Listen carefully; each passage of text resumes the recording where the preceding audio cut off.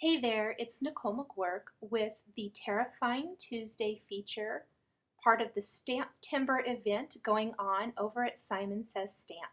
And today I have a terrifyingly sweet, very simple, easy card to share with you that I've kind of mixed a lot of different manufacturers' stamps and products together to create this one card. So I'm going to show you how I put the whole thing together. The first thing I did was size my pattern paper and this is some of the Apothecary Emporium paper from Echo Park's Halloween line, and I'm going to use this kind of distressed tan background with the grid pattern background cling stamp by Studio Calico and Hero Arts, and I'm inking it up with the soft brown shadow ink from Hero Arts. It's just to give it a little bit of texture, a little bit of a tone-on-tone effect. I love the distressing of this particular paper and this line, but I wanted it to have just a little bit more going on. So you can see there, it's very subtle. It isn't like right in your face. It's just very subtle. Next, I'm going to take this bat cling background stamp from Hero Arts, and I'm going to ink it up with some Black Memories ink. And I'm not inking up the whole thing, rather. I'm leaving a little bit at the bottom there uninked. And I like to just always lay my paper on top of my background stamps and then rub the ink onto the paper like this. I feel like I have more control that way. So I'm just going to rub my paper on there and make sure I get really good coverage. And there's what it looks like with the two background stamps layered. Now I have this die cut tree that I die cut with my electronic die cutting machine, and I'm going to take some of the Color Box Frost White ink and ink up this Hero Arts wood grain woodblock stamp. One of my favorite things to do with trees and things like that is to use this wood grain stamp to give these pieces texture. So I'm just going to add just a little bit of ink to my tree. And that immediately adds dimension and texture to this die cut. It makes it much more interesting than the flat die cut piece. So there you can see what that wood grain effect looks like on the tree. Next, I'm going to ink up this little girl witch stamp from CC Designs with some tuxedo black ink from Memento. And I'm going to stamp that on some Nina Solar White cardstock. Both the ink and the cardstock are perfect for Copic coloring. You could use many different things to color in your image, maybe different kinds of markers or colored pencils. I really enjoy Copics, so I am just kind of speed through this real quick and color in this little girl.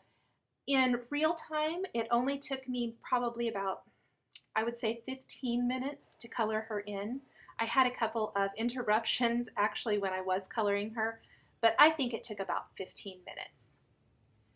I opted to go with a little bit more subdued color palette for my little Halloween witch girl here. Other than the really bright oranges or bright purples, I chose some Copic colors that I would consider more I hate to use the word dull, but they're just a more muted color. So these are all some purples or lilacs. So I'm coloring in her little dress and her hat. They're almost grayish in tone. But I really thought that these colors would look nice with the background I have going on, which is very neutral and kind of that craft kind of color and things like that. I'm going to color in her hair. One little tip I will share about hair, where if you have studied or watched many videos on Copic coloring, that you do a lot of blending with different various aspects of coloring things in. With the hair, use some brush strokes and don't blend it in near as much, and you'll get much more realistic looking hair. Normally, I really blend, keep going with your little circles to blend all that in. But with the hair, you can see I didn't go back in with circles. I just kind of used little brush strokes to kind of gently blend that hair in. So it still looks kind of like, it looks more like hair. Again, with the muted colors, with my greens and my oranges here, I picked very muted, kind of more earthy tone colors.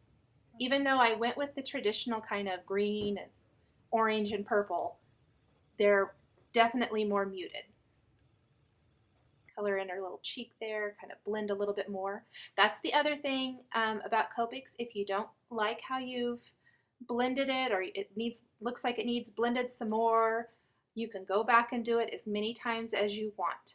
I usually try to let my paper dry pretty good if I need to go back over it, just so it doesn't bleed too bad.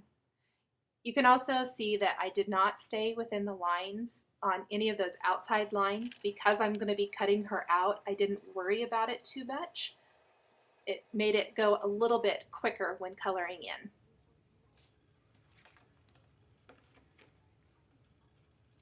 I went a little bit darker on her shoe, decided to go with purple. I kicked around the idea of black, but I kind of like that deep dark purple. So there she is, and I'm going to go ahead and cut her out.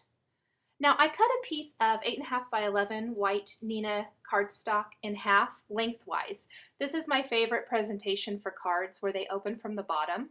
It's a standard size 5.5 by 4.25 inch card, but I really like when they open from the bottom.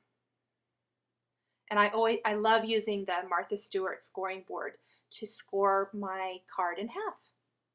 Now this is a little die cut fence that I also use my electronic die cutting machine to cut. Just going to trim off the extra fence. And both the tree and the fence are die cuts that I downloaded from CarrieBradfordDesigns.com. I love the mix of stamping and die cutting and being able to dress up my die cuts with stamping. So you can see how much that little fence and the tree add to my little background bat scene. And then I'm just going to put a whole bunch of pop dots here on my little witch. So make sure that she doesn't, make sure that she stays dimensional. And then I will pop her there on the bottom of the card.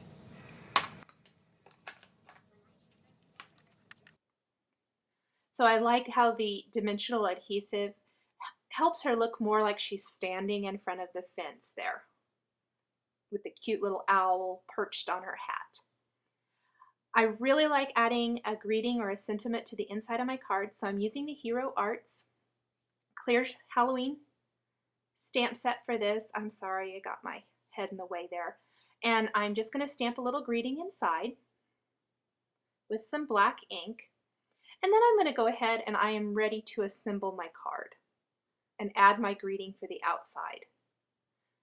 I'm just going to stamp Happy Halloween using the soft apricot ink from Hero Arts. This is another shadow ink, and I just happen to like the orange in this, so that's why I chose to use it.